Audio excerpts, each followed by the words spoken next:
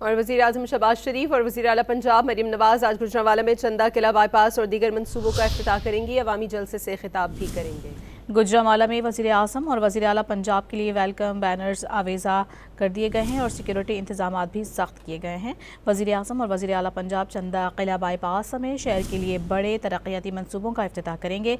अहमदाबाद के करीब निजी हाउसिंग सोसाइटी और वज़ीर आज़म शहबाज शरीफ और वज़ीर आला मरीम नवाज़ जलसे से खिताब भी करेंगे।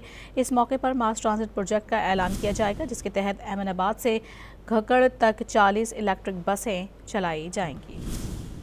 और वज़ीर आज़म शहबाज शरीफ और वज़ीर आला पंजाब मरीम नवाज़ आज गुजरांवाला में चंदा किला बाईपास और दीगर मनसूबों का इफ्तिताह करेंगी। अवामी जलसे से खिताब भी करेंगे। गुजरांवाला में वज़ीर आज़म और वज़ीर आला पंजाब के लिए वेलकम बैनर्स आवेज़ा कर दिए गए हैं और सिक्योरिटी इंतजाम भी सख्त किए गए हैं। वज़ीर आज़म और वज़ीर आला पंजाब चंदा किला बाईपास समेत शहर के लिए बड़े तरक्याती मनसूबों का इफ्तिताह करेंगे।